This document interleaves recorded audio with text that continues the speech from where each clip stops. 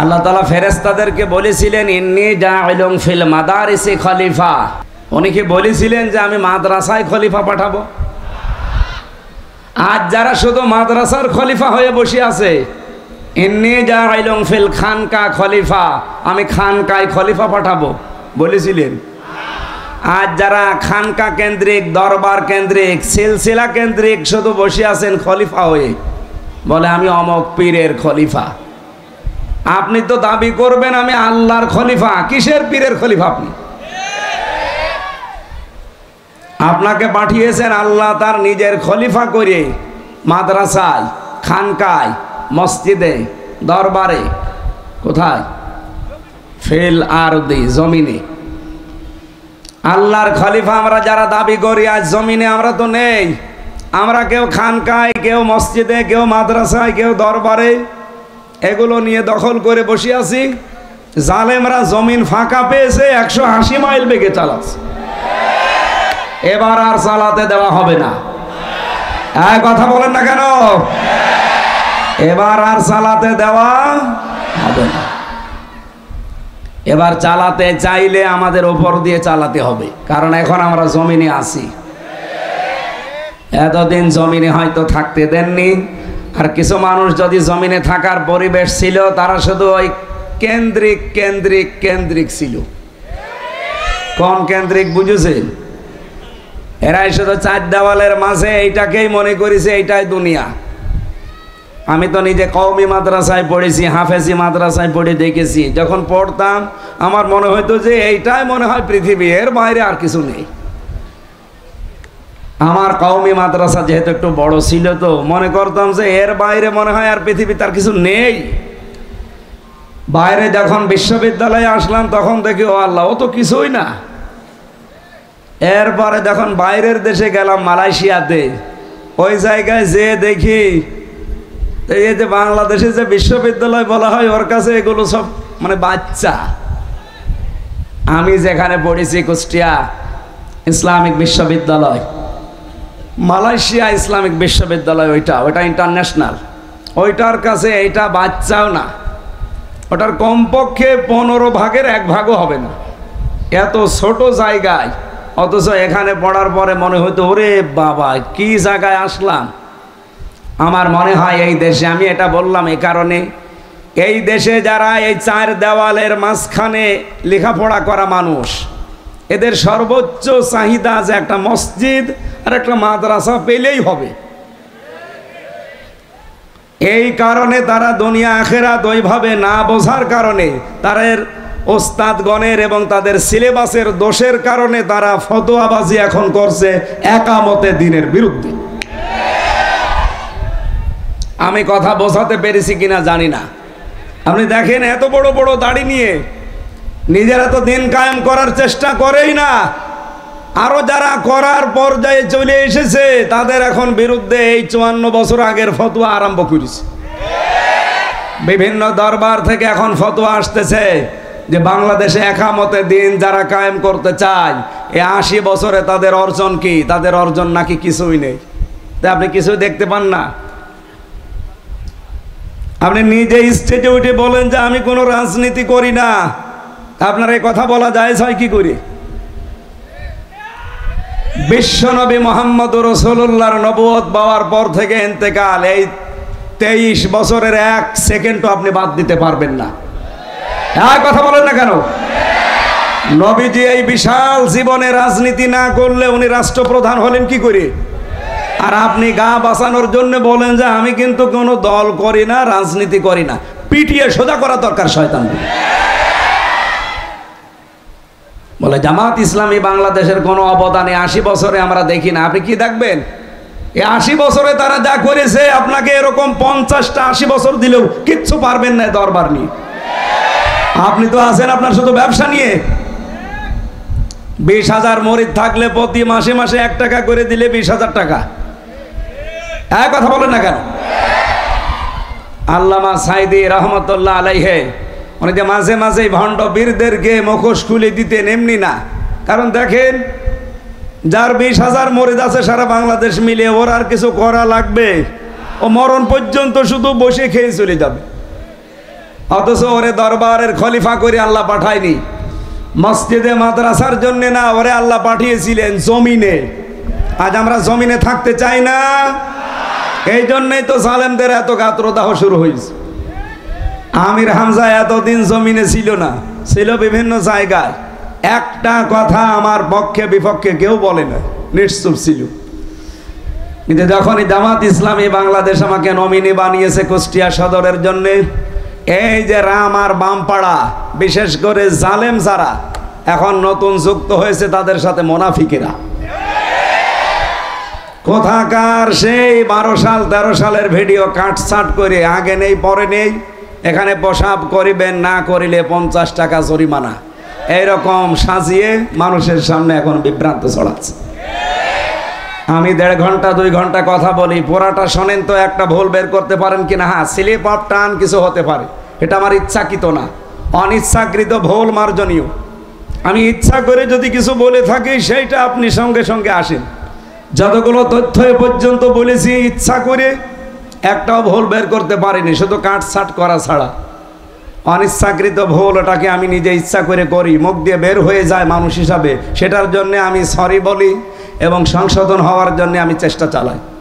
এরপরেও যারা পেছনে লেগে থাকেন, আমি নাই ক্ষমা চাই, আল্লাহ আমারে আশা করি ক্ষমা করে দেবে। আপনি গীবত করে কি করলেন বলেন? আপনি গীবত করে কি করলেন? আপনার নিজের নেকিগুলো তো নষ্ট হয়ে গেল, কিছু আমল আখলাক যা ছিল সব আমার আমল নামায় চলে আসলো। ইমাম আবু হানিফা রহমতুল্লাহ আলাইহি, আমি একটা ঘটনা পড়ছিলাম ওনার জীবনে, আর একটা পড়েছিলাম হাসান বসরি রহমতুল্লাহ আলাইহি। উনি একজনের কাছে একটা মরিদ বা সাগরেদ দিয়ে একটা মিষ্টি পাঠিয়েছেন। লোকটা বলছে, কিসের মিষ্টি? আপনি ওনার নামে কালকে বদনাম করছিলেন, গেবত করছিলেন। আর গেবত বা বদনাম করলে কি হয় আপনি কি জানেন? আপনার জীবনের নেকিগুলো সব তার আমল নামায় চলে গেছে, আর তার গোনা যা ছিল সব আপনার আমল নামায়। আপনি এত বড় উপকার করলেন, আপনার মিষ্টি না খাওয়িয়ে পারা যায়? আমার তো মনে হচ্ছে এই 12 সাল থেকে শুরু করে এই 25 সাল 3 বছর নয় জেলে ছিলাম, বাকি সময়গুলোতে যারা পেছনে লেগে আছেন, আপনাদের বাড়ি বাড়ি আমার মিষ্টি পাঠানো দরকার। আমি তো ভুলের জন্য ক্ষমা চেয়ে মাপ চেয়ে যেভাবেই হোক আমি মাপ আল্লাহর কাছে পাবো বলে আশা করি। কিন্তু আপনি কি করছেন বলেন? আপনি কি করছেন? আপনি নিজাম মজুমদারের বিরুদ্ধে কথা বলেন না, ডক্টর জাফর ইকবালের বিরুদ্ধে কথা বলেন না, শেখ হাসিনার বিরুদ্ধে আপনি কথা বলেন না, আপনি কথা বলেন আমির হামজা, মাওলানা মিজানুর রহমান আজহারি, তারেক মনোয়ারের বিরুদ্ধে না? এই সমস্ত মানুষগুলোর অবদান আপনি অস্বীকার করেন। আপনি কি করেছেন ইসলামের জন্য? আপনি জমিনে কয়দিন ছিলেন বলেন তো? আমার মাজা ভেঙ্গে দিয়েছে শুধুমাত্র নবীজির আদর্শ মানার কারণে, ইসলাম মানার কারণে। আপনি কয়দিন এই কষ্ট সহ্য করেছেন বলেন? আমার মাজায় দড়ি টাঙিয়ে 11 ঘন্টা টাঙিয়ে রেখেছিল জালেমরা, 11 ঘন্টা। আমি ইশারায় নামাজ পড়েছি, পেশাব পায়খানার জন্য মাত্র 2 বার 2 মিনিট করে ছুটি দিয়েছিল। বলেন তো, মাথা নিচের দিকে পা উপরের দিকে 11 ঘন্টা এভাবে থাকা আপনি কয়দিন থেকেছেন? আমার মাথার চুল থেকে পায়ের তালু পর্যন্ত 1 ইঞ্চি জায়গা বাকি নেই যেখানে ওরা টর্চার করে নাই। আর আপনি ফতোয়াবাজি করেন দরবারে বসে বসে না? আপনার পেট আর জহব্বা ছাড়া কি আছে কি? কিছু কিছু পীর এই দেশে আছে না, যারা জামাত ইসলামীর অবদানকে দেখতে পায় না। এদের দেখবেন শুধু পেট আর জহব্বা, এই দুইটা বাদ দেবেন কিচ্ছু পাবেন না। এত বড় বড় পেট হয়, মহিলারা দেখে লজ্জা পায়। কি গো, সন্তান হয় আমাদের আর পেট হয় এর? কি ভড়ি, আখেরি ভড়ি। আমার মনে হয় এখানে নজরুল ভাই, ঠিক আছে আপনি বসেন বসেন বসেন। আমি দ্বিতীয় পরিচয় বলছিলাম, আমরা আল্লাহর কি খলিফা। কি বলেন তো? এবার কি খেলাফতের দায়িত্ব পালন করা যাবে? আমার আজকের আলোচনার বিষয় এই খেলাফতের শর্ত কি কি, এগুলো যদি পূরণ করতে পারি, এই শর্তের উপরে টিকে থাকতে পারলে আল্লাহ তার ওয়াদা এবার ঠিক পালন করবে ইনশাআল্লাহ। 3 নম্বরে আমাদের আরেকটা পরিচয় আছে, সর্বোচ্চ পরিচয়। কি বলেন তো? আমরা আল্লাহর গোলাম। এটা অনেকেই বলতে চায় না, বলে আমি অমুক পীরের গোলাম। ওর কোন জায়গায় মারবেন বলেন তো? ওয়াইন কুনতুম ফি রাইবিম মিম্মা নাযালনা আলা আবদিনা ফাতু বিসূরাতিম মিন মিসলি। আল্লাহ পাক বলেন, এ কোরআন আমি আমার যে বান্দার উপরে নাজিল করেছি, এখানে কি বলেছে যে এটা আমি নাজিল করেছি এমন কোন বড় কোন বিষয় দিয়ে? আলা আবদিহি, আমার বান্দার উপরে কোরআন শরীফ পড়ে আমি পেয়েছি আল্লাহর কাছে সব চাইতে প্রিয় নাম আব্দুন বা আব্দুল্লাহ। নবীজিকে আল্লাহ এই নামটা ধরে পুরা কোরআনে বহু জায়গায় ডাক দিয়েছেন, তাবারাকাল্লাযী নাযালাল ফুরকানা আলা আবদিহি লিয়াকুনা লিল আলামিনা নাযীরা। বলেন আল্লাহু আকবার। হ্যাঁ, আপনাকে মানুষ হওয়া সহজ, খলিফার দায়িত্ব পালন করা সহজ, কিন্তু আব্দুন বা গোলাম হওয়া অত সহজ না। গোলাম হতে হলে শুধুমাত্র এই গর্দানটা আল্লাহ ছাড়া কারো কাছে আপনি নত করবেন না, এই সিদ্ধান্ত নিয়ে দুনিয়ায় টিকে থাকা লাগবে। এটা টিকে থাকার জন্য আমাদের জাতির পিতা যিনি হযরত ইব্রাহিম নবী আলাইহিস সালাম আমাদের নাম দিয়েছেন, তিনি মুসলিম। মুসলিম মানে আত্মসমর্পণকারী। আমরা যার তার সামনে আত্মসমর্পণ করি না, আমরা যদি আত্মসমর্পণ করি, মাথা নত করি, আমরা গোলামি করি কার? এখানে গোলাম শব্দটা অনেক দামি শব্দ। আল্লাহ নবীকে এই নামে ডাক দিয়েছেন, গোলাম বলে, আমার গোলাম, আমার বান্দা। সুতরাং আমাদের তিনটা পরিচয়ের ভেতরে আমরা মানুষ হিসাবে, যেহেতু অন্য ধর্মের মানুষও এখানে থাকতে পারেন, আপনাদেরকে আমরা ওয়েলকাম জানাচ্ছি। এটা শুধুমাত্র মুসলমানদের জন্য অনুষ্ঠান না। তাফসীরুল কোরআন মাহফিল যেই লিখেছেন সেটা মানুষ হিসাবে যারা পদবাচ্য বিবেচিত সবার জন্য। সুতরাং অন্য ধর্মের কেউ আসলে আপনি আসেন, কোরআনে কারিম শোনার পরে আপনারা নিরাপদে আপনাদের বাড়িতে পৌঁছান, এটা কোরআনের দায়িত্ব। ওয়াইন আহাদুম মিনাল মুশরিকিনা ইস্তাজারাকা ফাজিরহু হাত্তা ইয়াসমাআ কালামাল্লাহ সুম্মা আবলিগহু মা'মানা। আল্লাহ পাক বলেন, হে নবী, মুশরিকদের কোন দল যদি আপনার কাছে এই বলে আশ্রয় চায় যে আমি কোরআন শুনতে চাই, আজকে চাঁপাইনবাবগঞ্জের এই 20-25-30 কিলোর ভেতরে যদি কোনো মুশরিক থাকেন, কোনো ইহুদি থাকেন, কোনো খ্রিস্টান থাকেন, কোনো বৌদ্ধ থাকেন, অন্য কোনো জাতির লোক যদি বাস করেন, আপনাদেরকে আহ্বান জানাচ্ছি, কারণ আপনার জন্য এরা মাইকিং করেছে। কি কথা বলেন না কেন? প্রচার সবার জন্যই হয়েছে। আসেন, আল্লাহর কোরআন শোনানো হবে। নিরাপদে শোনার পরে আল্লাহ পাক বলেন, হে নবী, এদেরকে আপনি বাড়ি পর্যন্ত নিরাপদে যেতে পারে সেই ব্যবস্থাও করে দেবেন। আর বাংলাদেশে এখন সেই ব্যবস্থা অলরেডি আছে।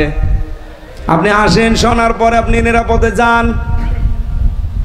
যেহেতু মানুষ হিসাবে আমরা দলমত নির্বিশেষে, জাতি, বর্ণ, ধর্ম সবাই এসেছি, কিন্তু আমি খলিফার দায়িত্ব বুঝিয়ে দেওয়ার জন্য আজকের তেলাওয়াতকৃত আয়াত সূরা নূর 55 নম্বর আয়াত পড়েছি। লক্ষ লক্ষ হাদিস থেকে মাত্র একটা হাদিসের টুকরা পড়েছি। এর পরের অংশে আরো কিছু কথা আছে, আমি হাদিসটার হালকা ব্যাখ্যা করার পরে তাফসিরে চলে যেতে চাই। আন আবি হুরায়রা রাদিয়াল্লাহু তাআলা আনহু قال قال النبي صلى الله عليه وسلم। না, এইভাবে তো ক্লাস করা যাবে না। এই ছেলে, দাঁড়িয়েছেন কেন? বসেন। মাঝখান থেকে খেলে ওঠাউঠি করে। এই ছেলে, বসো।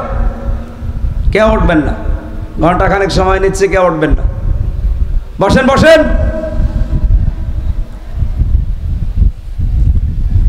হযরত আবু হুরায়রা বর্ণনা করেন, বিশ্বনবী জানিয়েছেন, ইয়াকালু লিসাহিবিল কোরআন, কিয়ামতের দিন সাহেবে কোরআন যারা, সাহেব কোরআন কারা? এই যে আজ যারা কোরআনে কারিমের সাথে সম্পৃক্ত হওয়ার জন্য বসে আছেন, আপনারা সাহেবে কোরআন, কোরআন শোনার জন্য, জানার জন্য, বোঝার জন্য যারা চেষ্টা চালাচ্ছেন, এত দামি হয়ে গেছি আজকে আমরা কোরআনের কারণে। এই যে কোরআন শরীফ এই টেবিলের উপরে আছে, আমার মনে হয় চরম পর্যায়ের বিয়াদব ছাড়া কেউ এই টেবিলে এখন আর পাও দেবে না। দেবে? কয়েকদিন আগে পাগল নামে একটা ছেলে নর্থ সাউথ বিশ্ববিদ্যালয় কোরআনের উপরে পা দিয়েছে। আমরা ধিক্কার জানাচ্ছি, সে যেই হোক, যদিও অন্য ধর্মের, এখন তাকে চালানো চেষ্টা চালাচ্ছে সে নাকি মাথা খারাপ, পাগল। সে যদি পাগলই হবে, ওই বিশ্ববিদ্যালয়ের লাইব্রেরিতে ত্রিপিটক আছে, বেদ আছে, গীতা আছে, সে ওইগুলো তো লাথি দেয় না, ওইগুলোতে থুথু মারে না, শুধু কোরআন শরীফে লাথি দেয়। তার মানে কোন পাগল আমরা বুঝে ফেলেছি। এর সর্বোচ্চ শাস্তি দেওয়া লাগবে কোরআনের সাথে বেয়াদবি করার কারণে। কথা বলেন না কেন? এই শাস্তি আপনারা চান না? আগামী থেকে যেন দুঃসাহস আর না দেখায়। এখন বলছে পাগল হিসাবে চালাতে পারলে তার শাস্তি নাকি মওকুফ হয়ে যাবে। এদেশের বিচার ব্যবস্থায় আমার মামলার যে লোকটার কারণে, সাকিব, তরবারি সাকিব তার নাম, ওর বাড়ি হচ্ছে সিরাজগঞ্জে, মাঝে মাঝে হাজিরা দিতে যেতাম, ওরে দেখতাম। ও এখনো পর্যন্ত জেলে আছে, ছাড়া পাইনি।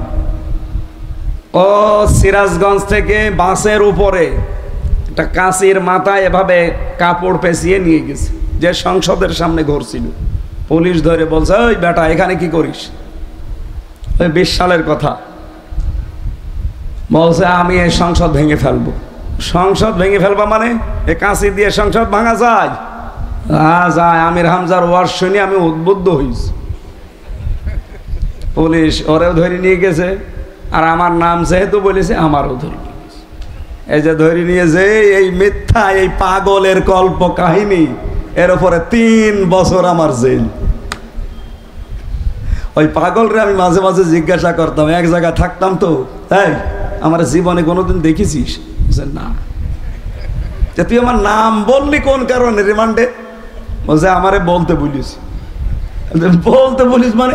হ্যাঁ, প্রথম দিন যেদিন আমি কাশি নিয়ে গিয়েছি, আমি তো ঘোরাফেরা করছিলাম, আমারে বলছে কয়েকজনের নাম তোর বলা লাগবে, তাহলে তোরে ছেড়ে দেব।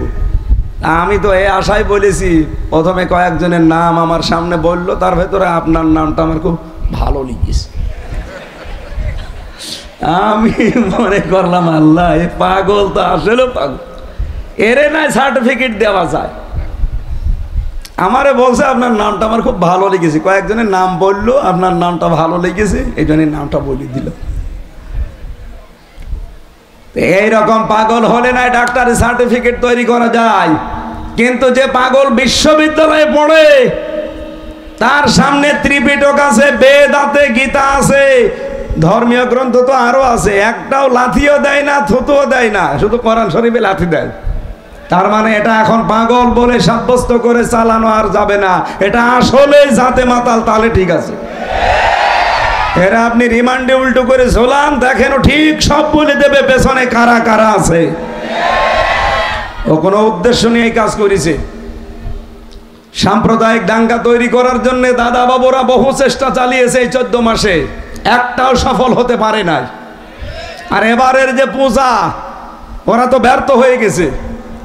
বহু চেষ্টা চালিয়েছিল এই পূজা এবার একটা ঝামেলা তৈরি করতে, কিন্তু ইসলামপন্থী মানুষেরা এই দেশে এমন একটা শান্ত পরিবেশ তৈরি করে দিয়েছে।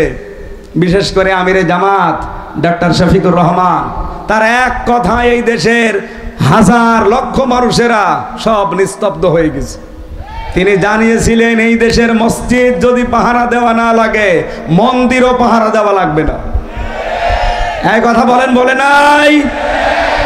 লক্ষ লক্ষ মসজিদ এই দেশে পাহারা দেওয়া লাগে না, রাত দিন পড়ে থাকে। মন্দির পাহারা দেওয়া লাগবে কোন কারণে? তার কথায় উদ্বুদ্ধ হয়ে দল মত জাতি বর্ণ ধর্ম নির্বিশেষে সবাই মনে হচ্ছে পাহারাদা হয়ে গেছে। এবার দাদাদের সব চক্রান্ত ব্যর্থ হয়ে গেছে। হিন্দুদের কাছে আমি জিজ্ঞাসা করেছি, আমার কুষ্টিয়াতে আমার আসনে বহু হিন্দু আছে, সেদিন 100 হিন্দু এসে বলছে এবারের ভোট সব দাড়ি পাল্লায় দেব। অথচ জীবনে ওরা আমার শুধু টেলিভিশনে দেখেছে, মোবাইলে সরাসরি দেখি নাই। ওই দিনই আমার দেখল, আমারে বলছে, হুজুর মাওলানা, যেভাবে এবার ধর্মীয় অনুষ্ঠান পালন করতে পেরেছি, ওপরওয়ালার শুকরিয়া আদায় করছি। ওপরওয়ালা মানে কে? আমরা যদিও আল্লাহ বলে, তো আল্লাহ বলে না, বলে উপরওয়ালা। আমার সামনে তো আর দেবতা, এই মূর্তি, এগুলোর নাম বলতে পারছে না, বলছে উপরওয়ালা। ধন্যবাদ দেওয়া দরকার। খুব সুন্দরভাবে এবার পালন করতে পেরেছি। এই 54 বছরও আমরা এভাবে পারি না। জোরে বলেন আলহামদুলিল্লাহ। এটা বিশ্বের বিবেক যারা, মোড়ল যারা, এটা শুনতে পান না? আমার কুষ্টিয়ার ঘটনা। সাম্প্রদায়িক সম্প্রীতি নেই বলে বাংলাদেশে। কোন মুনাফিক এই কথা বাইরের দেশে ছড়ায় যে বাংলাদেশে সাম্প্রদায়িক সম্প্রীতি নেই? পৃথিবীর ভেতরে এটা রোল মডেল। আমি তো ভারতের বহু প্রদেশ ঘুরেছি। মুসলমানেরা গরু জবাই করলে জহব্বা কেটে ফেলেছে, এমনও আছে মুসলমানদের। এই কথা বলেন না কেন? বাংলাদেশে আপনি তাকান, অন্য ধর্মের যারা আছে, আমরা যেহেতু নবীর হাদিস 100% বিশ্বাস করি, এই সংখ্যালঘু যা আমরা বলি না, তারা নিজেরাই বলে আমরা সংখ্যালঘু। আমরা বলি এই দেশে আপনারা কেউ সংখ্যালঘু নেই, আমরা যেমন আপনারাও তেমন। তারা যেহেতু বলে, এই হিসাবে বলছি, সংখ্যালঘু কোনো মানুষ যদি কিয়ামতের দিন, নবীজি নিজে এই সংখ্যালঘু মানুষদের পক্ষে দাঁড়িয়ে এই সংখ্যাগরিষ্ঠ যদি অত্যাচার করে তাদের ওপরে, উনি ওই সংখ্যালঘুদের পক্ষে দাঁড়াবেন, আমাদের বিপক্ষে দাঁড়াবেন।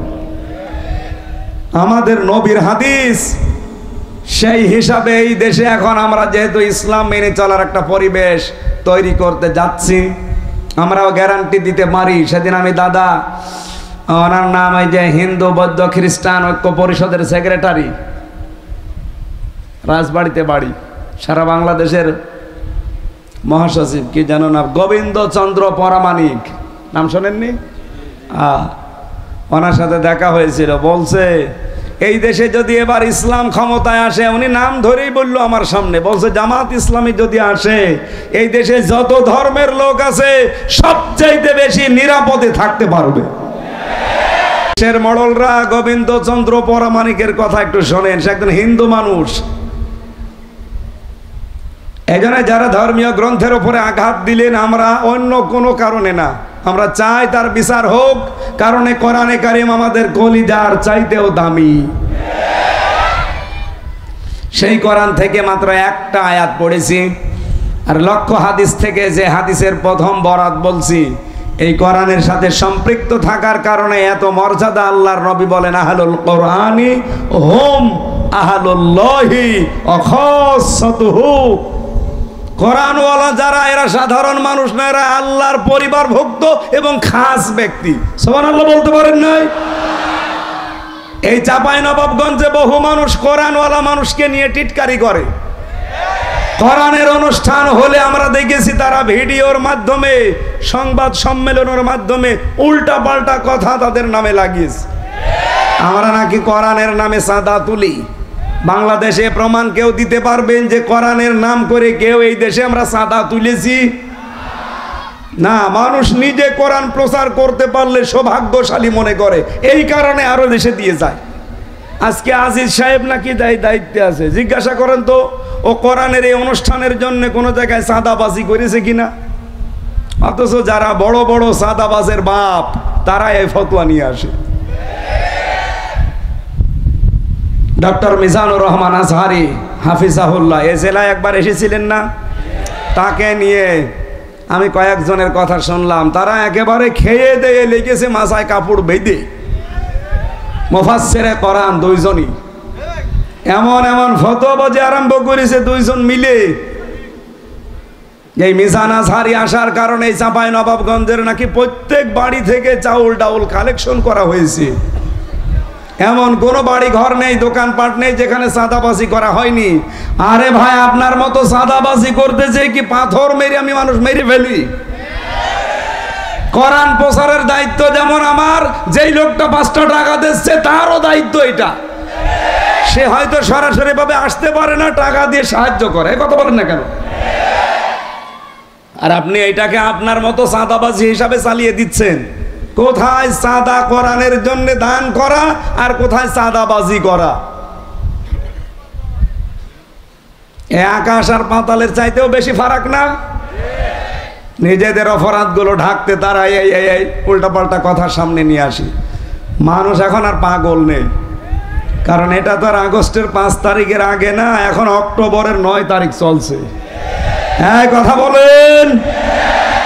54 বছরে বহু কিছু খাওয়িয়েছেন, এখন আর খাওয়াতে পারবেন না, কারণ এখন শুধু মানুষ না, এখন আমরা আল্লাহর খলিফা। এই খেলাফতের শর্ত কি, খলিফা হতে হলে কি কি করা লাগবে, ওই কথাগুলো আজকে শুনে যাবেন তো নাকি? কোরআন দিয়ে বলবো আমি ইনশাআল্লাহ। কিয়ামতের দিনে সাহেবে কোরআন যারা, নবীজি বলেন, আল্লাহ নিজে বলবেন ইকরা, পড়ো, আর তাকি, উপরে ওঠো, অরত্তিল, কিভাবে পড়বা, তার তিলের সাথে পড়ো, কামা কংতা তোরত্তিলু ফেদ দুনিয়া, যেভাবে দুনিয়ায় পড়তে। ও চাপাই বাসে, এটা রেকর্ড হচ্ছে, সারা বাংলাদেশের মানুষকে আমি জানাতে চাই, কোরআনে কারিম যদি কিয়ামতের দিন পড়ে পড়ে উপরে উঠতে চান, তার মানে 6666টা আয়াত আমরা অনেকেই জানি, এটা প্রসিদ্ধ। 6236টা আয়াত, এটা বিশুদ্ধ। যেটাই ধরেন সেটাই ঠিক আছে। কিয়ামতের দিন যদি এততলা বিল্ডিং এর উপরে থাকতে চান, আপনি দুনিয়াতে কোরআন পড়বেন ওইভাবে। কিভাবে? আল্লাহর নবী দিয়েছেন রত্তিল। কোরআনে আপনি 3টা শব্দ পাবেন কোরআন পড়ার ব্যাপারে, করা, রতালা আর তালাওয়া। 3টা শব্দের ব্যাখ্যা করতে গিয়ে আমি পেয়েছি 4টা অর্থ। কোন মানুষ যদি কোরআন পড়তে চায়, সে যেন শুদ্ধ করে পড়ে তার তিলের সাথে। ওয়ারাত্তিলিল কোরআনা তারতিলা। আমি আশা করবো আজকে থেকে সিদ্ধান্ত নিয়ে যাবেন, এই রমজান আসার আগে আপনি তার তিলের সাথে শুদ্ধ করে কোরআন পড়া শিখবেন। এই দাবি আমি করতে পারি কিনা বলেন তো? যারা যারা পারেন না তারা হাত তোলেন, লিল্লাহে তাকবীর। ও, বাকি তো সবাই পারে, আলহামদুলিল্লাহ। চাঁপাইনবাবগঞ্জ, এটা মুসলমানদের, আমার মনে হয় এটা আতুর ঘর। বাংলাদেশে আমরা যে সমস্ত জেলাকে মুসলমানদের ঘর বাড়ি বলে মনে করি, তার ভেতরে সাতক্ষীরা, চাঁপাইনবাবগঞ্জ, চট্টগ্রাম। চাঁপাইনবাবগঞ্জ 2 নম্বরে আছেন আপনারা। অত্যাচার, জুলুম, নির্যাতন সহ্য করেছেন সাতক্ষীরার পরে আপনারা। ইতিহাস হয়ে থাকবে ইনশাআল্লাহ। তাহলে এই দাবি আপনারা আশা করছি রমজান আসার আগে পূরণ করবেন। 2 নম্বরে, কোরআনে কারিম শুধু পড়লে হবে না, তার তিলের সাথে পড়ার 4টা যে শর্ত বলছে, এটা আমি বানিয়ে বলছি না, ইবনে মাসউদ থেকে বর্ণিত। নবীজি জানিয়েছেন, কোরআনে কারিমকে কেউ যদি হক আদায় করে পড়তে চায়, আল্লাযীনা আতাইনাহুমুল কিতাবা ইয়াতলুনাহু হাক্কা তিলাওয়াতি। সূরা বাকারার 221 নম্বর আয়াতের প্রথম অংশে আছে, আমি এই কোরআন যাদেরকে দিয়েছি তারা এর হক আদায় করে তেলাওয়াত করে। উলাইকা ইউমিনুনা বিহি, এরা আমার কোরআনে বিশ্বাসী। ওয়া ইয়াকফুর বিহি ফাউলাইকা হুমুল খাসিরুন। এখানে হক আদায় করে যদি কেউ না পড়ে কোরআন, আল্লাহ বলেন তারা কোরআন বিশ্বাস করে না, এই মানুষগুলো ক্ষতিগ্রস্ত। বলেন নাউজুবিল্লাহ। এ পর্যন্ত আমার মনে হয় আপনি আয়াত শোনার পরে কিছু বোঝেননি, এবার বুঝবেন। এদিকে তাকান। আল্লাহ যে হাক্কা তিলাওয়াতি দিয়েছেন, হক আদায় করে তেলাওয়াত। আমি হক আদায় করে তেলাওয়াতের ব্যাখ্যা যতগুলো তাফসীর মিলিয়েছি, ফি জিলালিল কোরআনে আমার কাছে সবচাইতে বেশি পারফেক্ট মনে হয়েছে। সাইয়্যিদ কুতুব রহমতুল্লাহ আলাইহি তিনি বলেন, কেউ যদি কোরআন হক আদায় করে পড়তে চায়, সে যেন তেলাওয়াত করে থেমে থেমে, শুদ্ধ করে, স্পষ্টভাবে, যেটা আমি আপনাদের আহ্বান জানালাম। 2 নম্বরে, শুধু পড়লে হবে না, এটাকে আপনাকে বোঝার চেষ্টা করা লাগবে। কি কথা বুঝতেছেন? আপনি দেখবেন সূরা হিজরের 87 নম্বর আয়াতটা একটু বাড়ি দে, ওয়ালাকাদ আতাইনাকা সাবআম মিনাল মাসানি ওয়াল কুরআনাল আযীম। বলেন আল্লাহু আকবার। আল্লাহ বলেন, অবশ্যই আমি হে নবী আপনার কাছে 7টা আয়াত বিশিষ্ট একটা কোরআন দিয়েছি। এটা পূর্ণ পাঠ করা লাগে। এই যে বারবার আপনাকে কোরআন পাঠ করা লাগে কেন জানেন? এই মহান কোরআনকে এই 7 আয়াত বিশিষ্ট সূরাকে আমরা সূরা ফাতিহা বলে ডাকি। কেন বারবার এটা পড়া লাগে? দিন রাত 24 ঘন্টায় শুধু ফরজ নামাজও কেউ যদি পড়ে 17 রাকাত, কয় রাকাত? এই 17 রাকাত নামাজের প্রতি রাকাতে এই সূরা ফাতিহা কিন্তু একবার করে পড়া লাগে। কি কথা বলেন না কেন? কেন বারবার এটা রিভাইজ দিচ্ছেন, বারবার এটা রিপিট করছেন কেন? একটা উদ্দেশ্য আল্লাহর আছে, আপনি যেন বোঝেন যে আপনি কি বলতে চান আল্লাহকে। পড়া কোরআন শরীফ আমি একটা স্টাডির জায়গায় রেখে দেখলাম, কোরআনে কারিমে আল্লাহ তেলাওয়াত সাজিয়েছেন 5 ওয়াক্ত নামাজের ফরজ, সুন্নত, ওয়াজিব, নফল। এই নামাজগুলো যদি আপনি পড়তে থাকেন, তাহাজ্জুদ আছে, ইশরাক আছে, আওবিন আছে, বিভিন্ন নামাজ আছে। এই নামাজগুলোতে যদি কোরআন শরীফ আপনি নিয়মিত পড়েন, আমি মিলিয়েছিলাম জেলখানায় থাকতে এটা 7 দিনে পড়া কোরআন শরীফ নামাজের ভেতরে পড়ে শেষ করা সম্ভব। আমি নিজে পড়েছি 5 ওয়াক্ত নামাজ মিলে। আমি সুন্নত পড়লেও 4 পৃষ্ঠা দিয়ে 4 রাকাত পড়তাম। তাহাজ্জুদে প্রায় 2 পারা, 2.5 পারা, 3 পারা চেষ্টা করতাম পড়ার। এরপরে আওয়াবিন নামাজে 1 পারা, এরপরে ইশরাক নামাজে 1 পারা। এভাবে করে করে আমি দেখেছি 7 দিনে পড়া কোরআন শরীফ শুধু নামাজেই শেষ করা সম্ভব। ওই সময় আমি একটা চিন্তা নিয়ে এসেছিলাম, কেন আল্লাহ এই সিস্টেমগুলো করে দিলেন এত তেলাওয়াতের। আমার বুঝ এসেছে এটা কোরআন কেন্দ্রিক যদি মানুষ জীবন গঠন করতে পারে, ওকে আপনি এই পৃথিবীতে পিটিয়েও শিরিক করাতে পারবেন না। এটা আমি বুঝে ফেলেছি ওই সময়। আপনি দেখবেন, এই জন্য নামাজের ভেতরে পড়বেন, একটু বোঝার চেষ্টা করবেন যে কি পড়ছেন। নামাজে যাওয়ার আগে 2-5 মিনিট অন্তত বাংলা অর্থটা, শাব্দিক অর্থগুলো একটু দেখে যাবেন। নামাজে তেলাওয়াত করলে আপনার মন বসে যাবে। 3 নম্বরে শুধু বুঝলে হবে না, যা বুঝলেন ওইটা আপনার প্র্যাকটিক্যাল লাইফে মানা লাগবে। কথা বলেন না কেন? আমার প্রশ্ন, এই বাংলাদেশে এই 54 বছরে কোরআনে কারিম আছে না নেই? আরো জোরে। কিন্তু ব্যক্তিগত জীবন থেকে আন্তর্জাতিক জীবন পর্যন্ত মেনে চলার পরিবেশ আছে। এমন এমন অফিস এই দেশে আছে সরকারি, যেখানে চেষ্টা করলেও হালালকে হালাল জানে মানা যায় না, হারামকে হারাম জেনে মানা যায় না। এরকম অফিস নেই দেশে? চলেন আপনাকে দেখাবো। আমি 3টা বছর আমি নিজে প্র্যাকটিক্যাল দেখেছি। আদালতের ইট পর্যন্ত টাকা চাই। আমার মনে হচ্ছে ইটও এভাবে তাকিয়ে আছে 3 কোনা হয়ে যে টাকা দেন। আপনি বাংলাদেশের একটা অফিসের নাম বলেন যেখানে আজ টাকা ছাড়া ফাইল চলে না? ফাইল চলেই না, টাকা দেবেন, ফাইলের মনে হয় হাত পা বেড়ে যায়। ঘোষ যদি এখন অনেকাংশে বন্ধ হয়েছে, কিন্তু 100% বন্ধ এখনো হয়নি।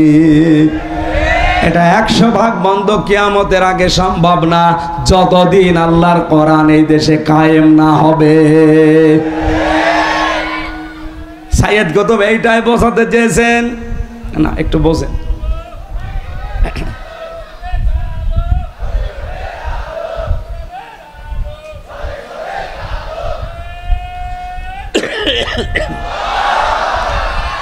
তাকবীর যদি দেবেন, আপনার মতো মরা মানুষ তাকবীর দেওয়ার দরকার আছে?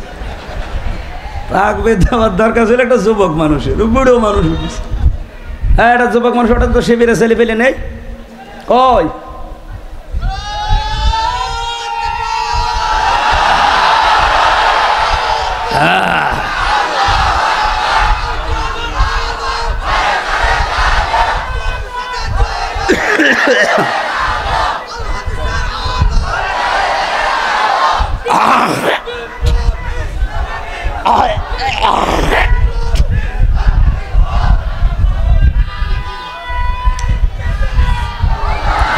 ঠিক আছে, যুবক মানুষের জেলায় আজ থাক। তাহলে 3 নাম্বার শর্ত বলছিলাম আপনাকে, এটা মানতে হবে। আর মানার জন্য আমরা এবার চেষ্টা চালাচ্ছি পরিবেশ তৈরি করার। কথা বলছেন না কেন? চাঁপাইনবাবগঞ্জের এই 11 নম্বর ওয়ার্ড থেকে শুরু করে সংসদ পর্যন্ত এমন ভাবে এবার কোরআন দিয়ে আমরা সাজাতে চাই যেন কোরআনে 11 নম্বর ওয়ার্ড থেকে সংসদ পর্যন্ত মানা যায়। আপনি তো ডিস্টার্ব হয়ে যাবে, তাড়াতাড়ি করে।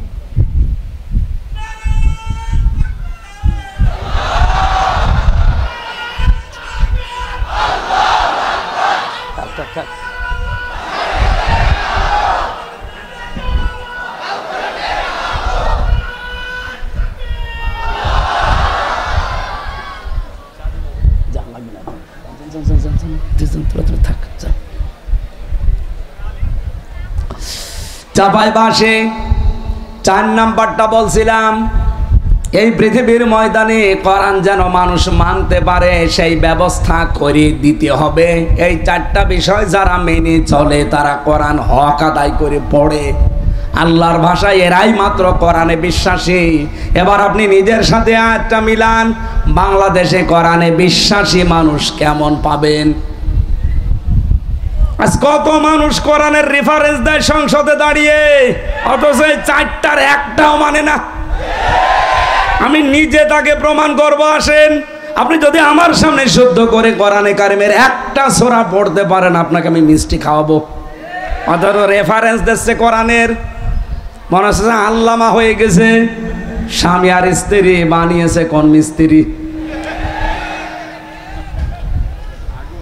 1 নাম্বার তো পেলাম না। 2 নাম্বারে কোরআনে কারিম বুঝবে, শুধু আয়াত পড়ে লাকুম দীনুকুম ওয়ালিয়া দিন, লা ইকরাহা ফিদ্দিন, অথচ আয়াতের বাংলা অর্থ যদি সঠিকভাবে বলতে পারে আমি মিষ্টি খাওয়াবো। বাংলাটাও পারে না। একটা আয়াতের কমপক্ষে আমি 33টা করে অর্থ পেয়েছি, আমার এই মোবাইলে আছে। কয়টা বলতে পারবেন আপনি?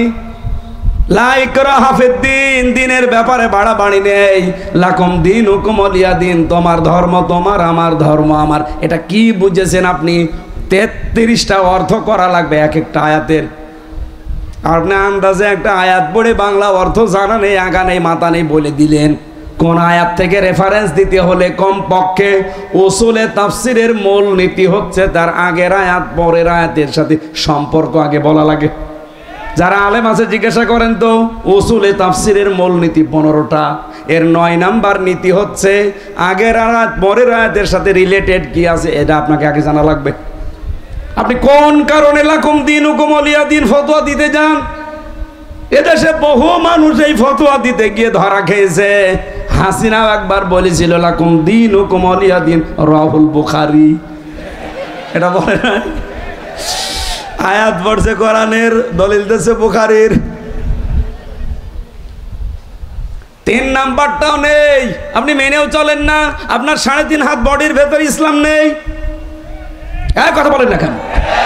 আপনি তাকান, তার 3.5 হাত বডির ভেতর ইসলাম আছে, তার পরিবারে ইসলাম আছে, তার স্ত্রী দেখলে শয়তান পর্যন্ত লজ্জা পায়। একটা বউ হইল,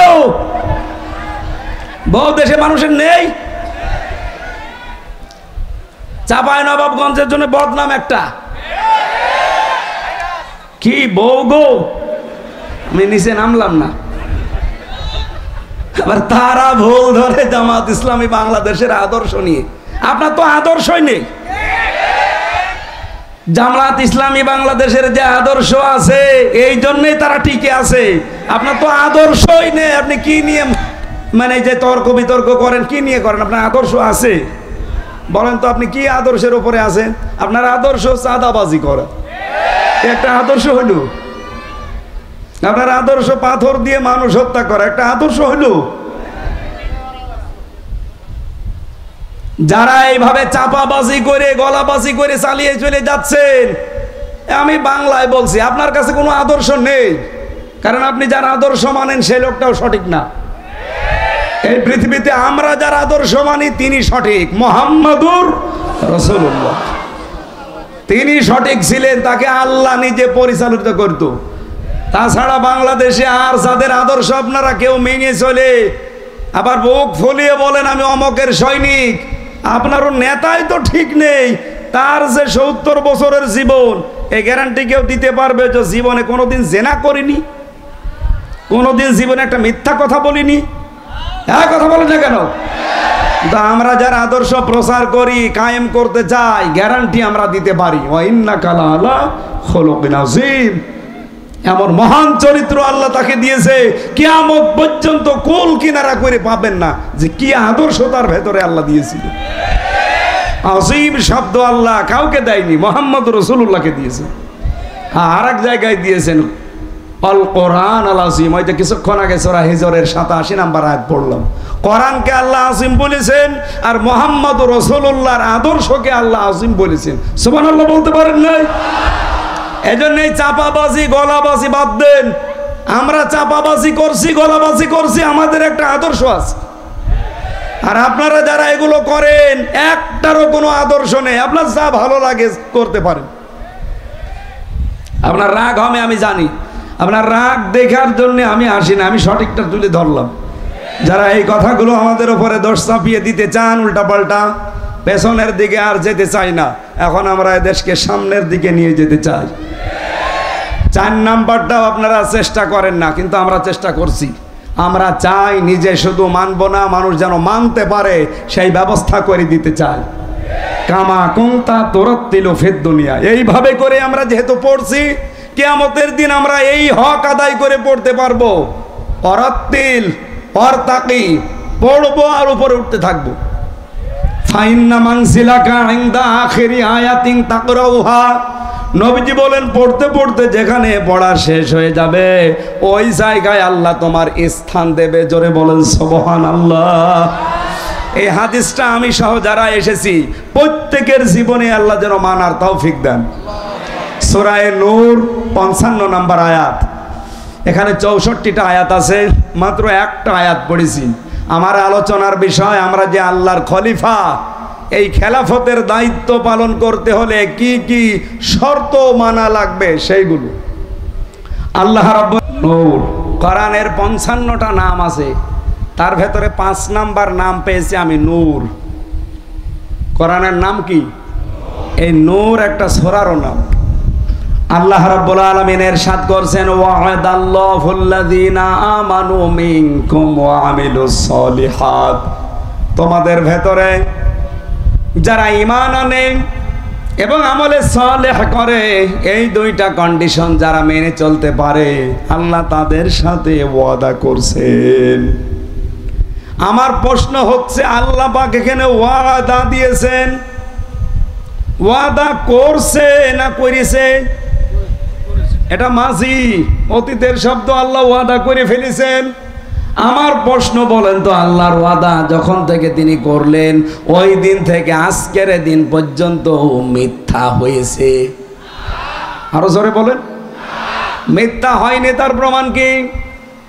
আল্লাহ পাক বলেন, কামাস্তাখলাফাল্লাযীনা মিন ক্বাবলিহিম লা ইস্তাখলিফান্নাহুম ফিল আরদ, লামে তাকিদ নুনে সাকিলা, অবশ্যই আমি আল্লাহ তাদেরকে জমিনের খেলাফতি, শাসন ক্ষমতা, জমিনের কর্তৃত্ব, নেতৃত্ব দান করব, যেমন তাদের পূর্বপুরুষদেরকে আমি আল্লাহ দিয়েছিলাম। আল্লাহর ওয়াদা যে সত্য, এর প্রমাণ এইটাই। এর আগে যারাই দুনিয়া থেকে ঈমান আর আমলের পরীক্ষায় উত্তীর্ণ হতে পেরেছে, একটা মানুষকে আমার আল্লাহ তার এই ওয়াদা থেকে বঞ্চিত করেন নাই। প্রতিটি মানুষদেরকে আমার আল্লাহ ওয়াদা দেখিয়েছেন। যারা ঈমানের উপরে টিকেছিল, ঈমান আনলেই শুধু হয় না, ঈমান টিকিয়ে রাখতে হয়। এখানে বহু মানুষ বসে আছেন, যদি জিজ্ঞাসা করি নামাজ ভেঙে যায় কয়টা কারণে বলেন তো, বলে 7 কারণে। কথা বলেন না কেন? যদি এখন বলা হয় যে রোজা ভেঙে যায় কয় কারণে বলেন তো, হয়তো 10টা কারণ বলবেন। কোন মানুষকে যদি জিজ্ঞাসা করি, এখানে যারা একটু জাননেওয়ালা, যে হজ ভেঙে যায় কয় কারণে, যদি ওর লেখাপড়া করা থাকে বলতে পারবে যে হজ এই কয় কারণে ভেঙে যায়। আমার মনে হচ্ছে এখানে একটা বিষয় 100 জনের প্রায় 90 জন পারবে না। যদি এখন বলা হয় যে ঈমান ভেঙে যায় কয় কারণে, 100 জনের 90 জনই ফেল করবে। এই কথা বলেন না কেন?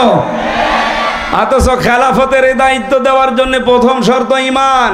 আপনার ঈমান থাকলেই হবে না, ঈমান আবার ভেঙে যায়, নষ্ট হয়ে যায়। ইমান যেন টিকে থাকে, সেই জন্য ইমান ভাঙার কারণগুলো জানা লাগবে।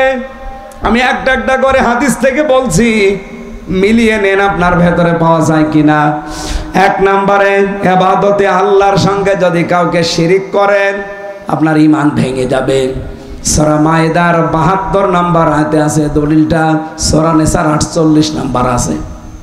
2 নম্বরে, আল্লাহ ও বান্দার মধ্যে কাউকে মধ্যস্থকারী কেউ যদি মনে করে তাহলে তার ইমান ভেঙে যাবে।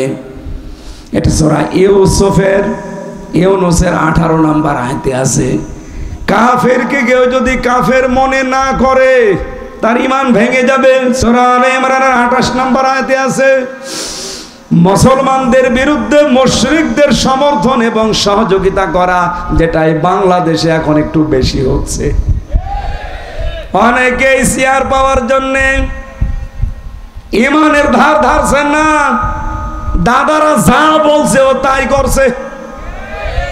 আমি নাম না নিয়ে বললাম, আপনি দেখেন এটার সহযোগিতা করলে আপনার ইমান ভেঙে যাবে। সূরা মায়েদার 51 নম্বর আয়াতে আছে, সূরা তাওবার 23 নম্বর আয়াতে আছে। জাদু শিক্ষা করা এবং শেখানো আপনার ইমান ভেঙে যাবে। সূরা বাকারার 102 নম্বর আয়াতে আছে। দিনের কোন বিধানকে নিয়ে যদি কেউ ঠাট্টা বিদ্রুপ মস্করা করে তার ইমান ভেঙে যাবে। সূরা তাওবার 65-66 নম্বর আয়াতে আছে। দিন ইসলাম থেকে কেউ যদি মুখ ফিরিয়ে অন্য দিনের দিকে একটু মুখ ঘুরিয়ে নেয়, এটা সূরা সাজদার 22 নম্বর আয়াতে আছে। কাউকে দিন শরীয়তের ঊর্ধ্বে যদি কেউ মনে করে তার ইমান ভেঙে যায়। সূরা মায়েদার 3 নম্বর আয়াতে আছে। রাসূলুল্লাহর ফয়সালার তুলনায় অন্য কারো ফয়সালাকে কেউ যদি উত্তম মনে করে, এটা সূরা নিসার 65 নম্বর আয়াতে আছে। মুহাম্মদুর রাসূলুল্লাহর আনিত বিধানকে কেউ যদি অপছন্দ করে, এটা আছে সূরা মুহাম্মদের 9 নম্বর আয়াতে এবং সূরা নিসার 65 নম্বর আয়াতে।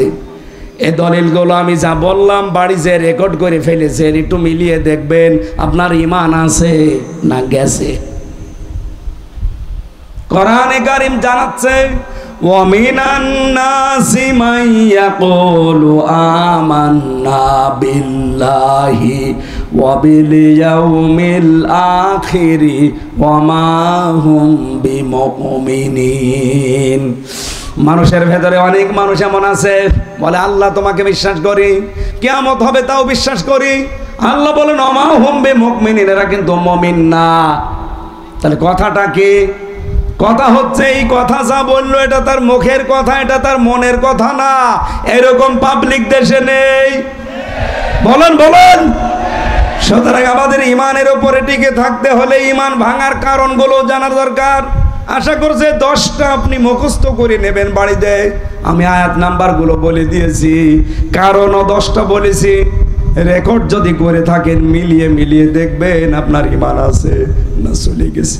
একটা বই লিখেছিলাম এই বিষয় নিয়ে, ইমান আনার পদ্ধতি, মুসলমান কখন কাফের হয়ে যায়। 120 পৃষ্ঠা লিখেছিলাম।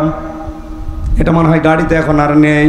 তাহসিব সেন্টার রাজশাহী থেকে এটা পাবলিশ করে। যদি এটা কোনো জায়গায় পান দেখবেন আপনার ইমান আমার মনে হয় এখন আর থাকার মতো না।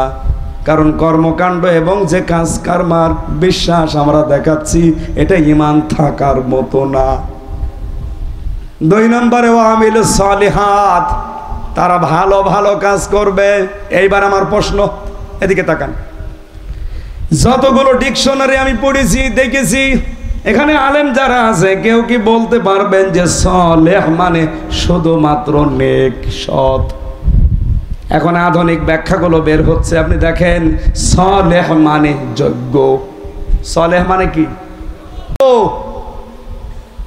যারা ঈমান আনার পরে যারা যোগ্য হবে, যারা নিজেদেরকে যোগ্যতা সম্পন্ন করে গড়ে তুলবে তাকওয়ার ভিত্তিতে, এই মানুষগুলোর সাথে আমার আল্লাহর ওয়াদা হচ্ছে জমিনের শাসন ক্ষমতা আল্লাহ তাদেরকে দেবে। আয়াতটা পড়ার পরে আমি মিলিয়েছি, বাংলাদেশ জামাত ইসলামীতে এই মানুষগুলো এখন তৈরি হয়ে গেছে। আপনি রাগ করলেও এটা সঠিক কথা। আপনি দেখেন ইউনিয়ন থেকে 11 নম্বর ওয়ার্ড কাউন্সিল থেকে শুরু করে সংসদ পর্যন্ত, এমনকি আন্তর্জাতিক লেভেল পর্যন্ত চালাতে যত যোগ্যতা সম্পন্ন, সৎ এবং সততা সম্পন্ন মানুষ দরকার, সব সেক্টরে জামাত ইসলামীর আছে। এজন্য আমেরিকার মতো খ্রিস্টান রাষ্ট্র তারা আজ বলতে বাধ্য হচ্ছে যে বাংলাদেশ জামাত ইসলামীকে এই দেশে আমরা 5 কারণে ক্ষমতায় দেখতে চাই। 5টা কারণে। তার 1 নাম্বার কারণ, তারা যত মানুষ দায়িত্বে আছে সবগুলো তারা সৎ, ভদ্র এবং যোগ্য। 3টা কথা তারা লিখেছে, সৎ, ভদ্র এবং যোগ্য। তাদের সাথে কথা বলা যায়। এদেশে তো 73টা দল আছে, কোন দলের নাম তো বললো না। আরো 4টা আছে, আমি বাদ দিলাম। প্রথমটায় দেখেন তো একটা খ্রিস্টান এই সার্টিফিকেট দিচ্ছে যে জামাত ইসলামী বাংলাদেশ রাষ্ট্র ক্ষমতায় যাওয়া দরকার 5 কারণে। তার 1 নাম্বার, এরা যত মানুষ আছে এই দেশে নেতা সব যোগ্য, সৎ এবং ভদ্র। সুবহানাল্লাহ বলতে পারেন না? 1500 বছর আগে নবীজিকে আবু জেহেল যেমন বলেছিল আল আমিন আস সাদিক, আমার মনে হচ্ছে এই খ্রিস্টানরা এখন এই দেশের একামতে দিনের কর্মীদেরকে সেই সার্টিফিকেট দিচ্ছে। এই জন্য এবার আমরা এই আয়াতটা পড়ার পরে বিশ্বাস করতে পারছি, কারণ জমিনে আল্লাহ খেলাফতি কিছু কিছু কারণে দেয়। তার 1 নাম্বার কারণ, যখন আল্লাহ দেখে জমিনে এই মানুষগুলো সবচাইতে বেশি অত্যাচারিত হচ্ছে, এই অত্যাচারের বদলা হিসাবে তাদেরকে শাসন ক্ষমতায় বসিয়ে দেয়। এটা আছে সূরা কাসসের 5 এবং 6 নম্বর আয়াত। অনুরিদু আন্না মুন্না আলাল্লাযিনা ইসতাদআফু ফিল আরদ।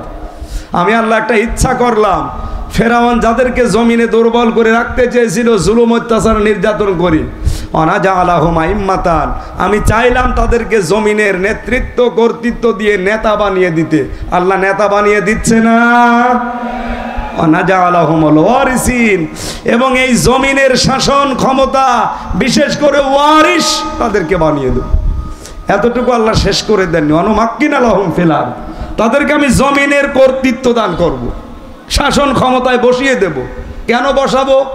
অনুরিয়া ফিরাউনা ওয়া হামানা ও জুনুদাহুমা, আমি ফেরাউন, হামান আর তার লোকজনকে দেখাতে চাই মিনহুম মা কানু ইয়াহজারুন, তাদেরকে সবচেয়ে বেশি ভয় যারা পেত ওই মানুষগুলোকে আমি আল্লাহ রাষ্ট্র ক্ষমতায় বসাতে চাই।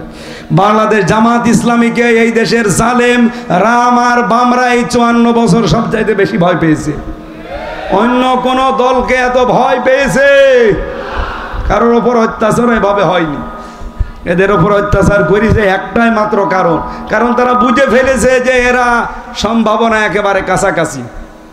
এই জন্য আমাদের উচিত হচ্ছে এই আয়াতটার কিছু আবেগ আছে। রব্বুল আলামিন বলেন এর প্রথম আবেগ কি? আমি আল্লাহ কি করবো জানো? ওয়ালা ইউবাদদিলান্নাহুম ওয়ালা ইউমাক্কিনান্নাহুম দীনাহুমুল্লাযী ইরতাদা লাহুম, তোমাদের জন্য আমি যেই দিনকে পছন্দ করি ওই দিন আমি তোমাদের ওই জমিনে কায়েম করে দেব। কথা থেকে খেয়াল করেন, ওয়ালা ইউমাক্কিনান্না লাহুম, লামে তাকিদ নুনে সাকিলা, দীনাহুমুল্লাযী ইরতাদা লাহুম, তোমাদের জন্য যেই দিন আমি পছন্দ করেছি ওই দিন আমি ওই জায়গায় কায়েম করব। তার নাম কি? হ্যাঁ, কথা বলেন। আয়াত আমি 100 ভাগ বিশ্বাস করি। এই হিসাবে বাংলাদেশে এবার ইসলাম কায়েম হবেই, হয় আপনাকে নিয়ে নয় আপনাকে বাদ দিয়ে। আপনি যদি আসতে চান চলে আসেন, আপনাকে নিয়েই কায়েম হবে। আর যদি কপাল পোড়া থাকেন আপনি থাকেন, আপনাকে বাদ দিয়ে ইসলাম কায়েম হবে ইনশাআল্লাহ। আল্লাহ পাক বলেন দ্বিতীয় নম্বরে কি করব? ওয়ালা ইউবাদদিলান্নাহুম মিন বাদি খাউফিহিম আমনা, আমি পাল্টিয়ে দেব, পরিবর্তন করে দেব তাদের ভয়ের সংস্কৃতিকে নিরাপত্তা দিয়ে। কি ভয় ছিল বলেন তো? আগস্টের 5 তারিখের আগে আমির হামজা আসবে এই কথা শুনলেই 14টা ব্যারিকেড পড়ে যেত। হ্যাঁ, কথা বলেন না কেন? আমি এই চাঁপাইনবাবগঞ্জের পৌরসভার ভেতরে ঢুকে এরপরে আবার কুষ্টিয়ায় চলে গেছি, আসতে দেয়নি। আগস্টের 5 তারিখের মাসখানিক আগে আমি আসতে চেয়েছিলাম, আমি আর শাহেক জামাল উদ্দিন ভাই ওনারে আসতে দিয়েছে, আমারে বলছে ও আসলে 144 ধারা জারি। এতগুলো মানুষের সামনে কোরআনের কথা বলবো এরকম একটা পরিবেশ ছিল, সব আল্লাহ পাল্টিয়ে ভয়ের সংস্কৃতি দূর করে আজ নিরাপত্তা দিয়ে দিয়েছে। যে পুলিশ এতদিন ধরার জন্য পেছনে পেছনে দৌড় দিত, এখন তারা পেছনে পেছনে পাহারা দেওয়ার জন্য দৌড় দেয়। কুষ্টিয়ায় এসপি ডিসি ওসি তো বাদই দিলাম, এসপি ডিসি সহ মিটিং করার সময় যে এসপি ডিসির আগস্টের 5 তারিখের আগে আমির হামজা জেলে আছে কথা শুনলে মোনাজাত করতেছে ভালো, অথচ এখন তারা মিটিং করলে আমারে নিয়ে উদ্বোধন করায়।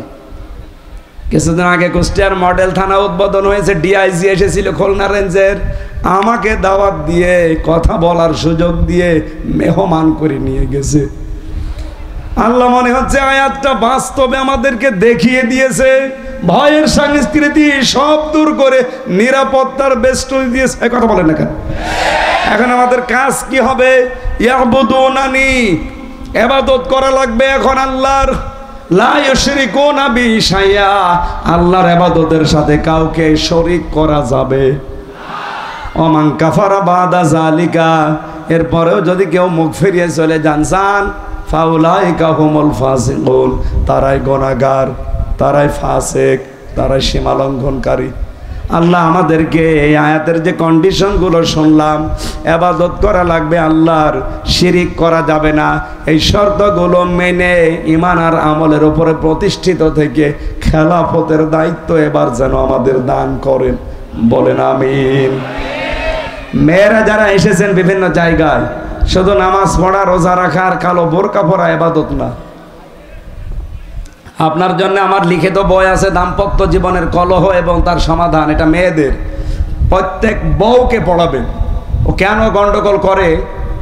আর এটা ঈমান আনার যে পদ্ধতি বললাম, এই যেটা নোট করেছিলাম এই বই থেকে, আমার লিখিত বই, এটা নিয়েছেন, কাজে লাগবে, মেয়েদেরকে দেবেন, মঞ্চে আছে। আমি যতটুকু বুঝেছি, পরিবারে আর শান্তির পেছনে, শান্তি না থাকার পেছনে দায়ী বউ আর শাশুড়ি, এই দুইজনের ছোট মনের কারণে। এই কথা বলা লাগবে। আমার মতো হাজার হাজার স্বামী এখানে বসে আছে, মেয়েরা যারা এসেছেন এবার একটু ঘুম থেকে ওঠেন। আপনারা তো ঘুমাচ্ছেন, ওঠেন।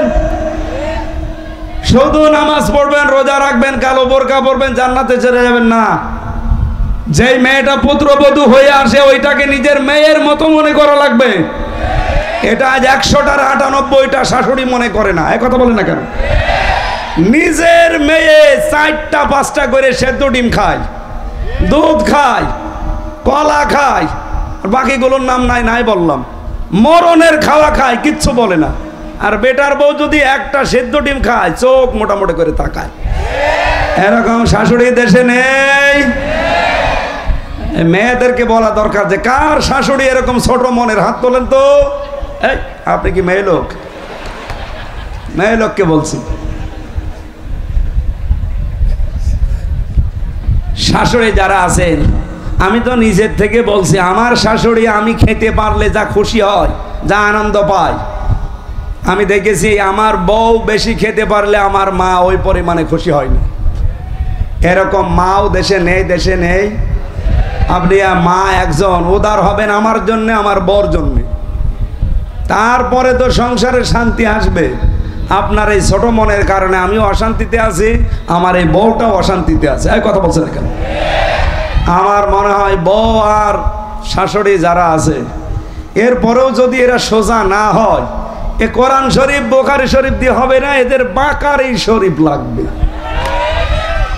আল্লাহ মেয়েদেরকে হযরতে খাদিজার মতো বানিয়ে দেন, বলেন আমিন। আল্লাহুম্মা আমিন। লা ইলাহা ইল্লা আনতা সুবহানাক ইন্নী কুনতু মিনাজ জালিমিন। আল্লাহুম্মা গফিরলি ওয়ারহামনি ওয়াহদিনি ওয়াফিনি ওয়ারযুকনি ইয়া রাব্বাল আলামিন। কণ্ঠটা মারাত্মক ব্যথা করছে, হঠাৎ বসে গেল, এজন্য আমি শেষ করে দিয়েছি। যতটুকুই বললাম আল্লাহ মেনে চলার তৌফিক দাও।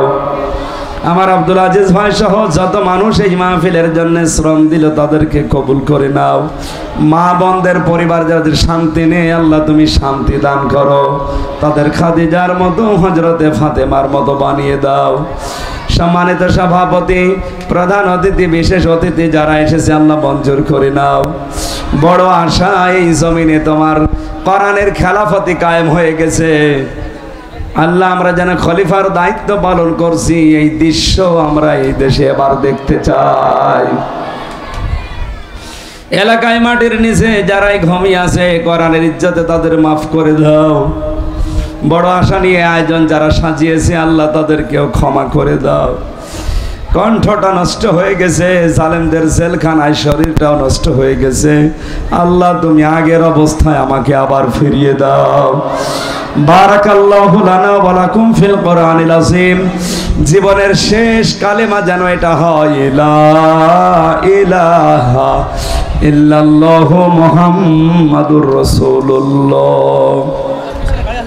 গাড়ি আছে পেছনে আর স্টেজে আছে কয়েকটা, এটা নিয়ে যান। মেয়েদের জন্য নিয়ে গেলে আপনার কাজে লাগবে, নিয়ে যান। অনেক তথ্য দেওয়া আছে, মেয়েদেরকে অবশ্যই পড়াবেন।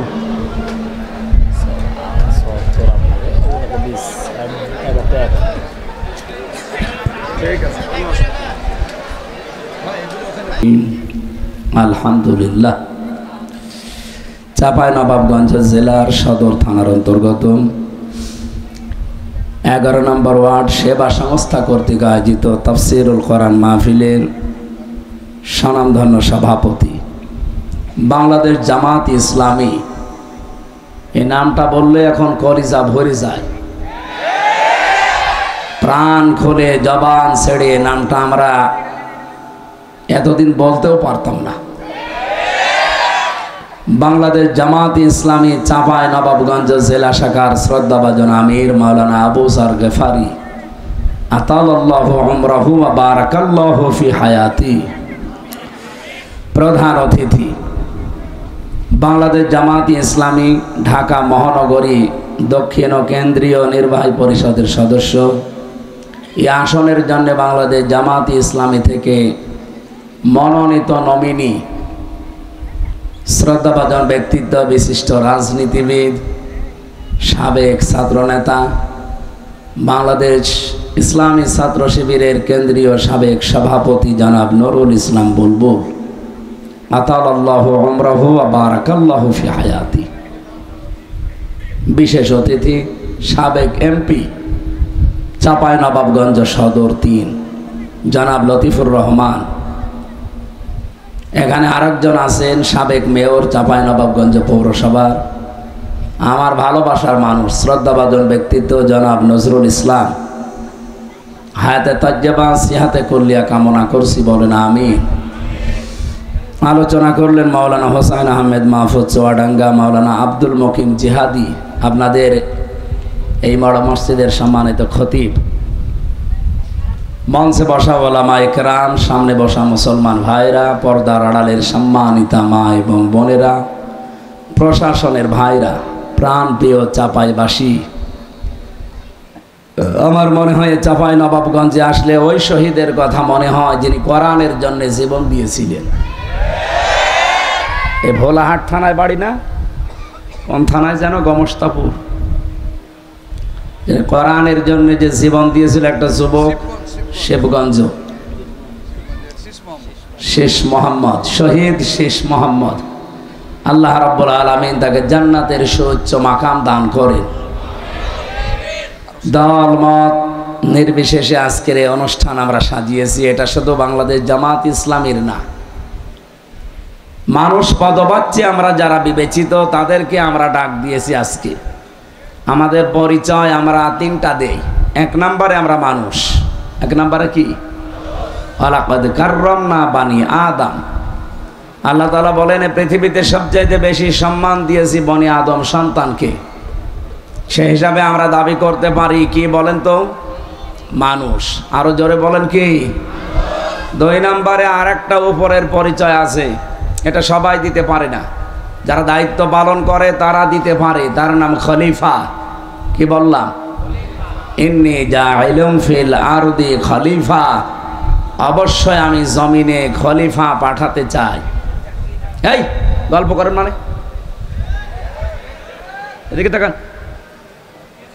এখানে কথা বুঝবে না, বাইরে চার দোকানে যে গেবত করবে।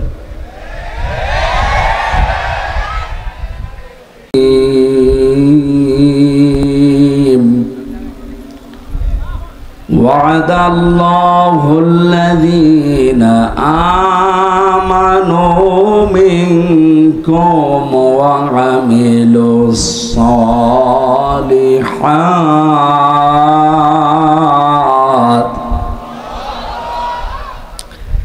ليستخلفنهم في الأرض كما استخلف الذين من قبلهم وليمكنن لهم دينهم الذي ارتضى لهم وليبدلنهم من بعد خوفهم أمنا يعبدونني لا يشركون بي شيئا ومن كفر بعد ذلك فأولئك هم الفاسقون. عن أبي هريرة رضي الله تعالى عنه قال قال النبي صلى الله عليه وسلم يقول لصاحب القرآن اقرأ وارتقي ورتل كما كنت ترتل في الدنيا فإن منزلك عند آخر آية تقرأها. رواه مسلم. وما زادهم إلا إيمانا وتسليما. اللهم صل على محمد وآله وصحبه وبارك وسلم. بلغ العلا بكماله كشف الدجى بجماله حسنت جميع خصاله صلوا عليه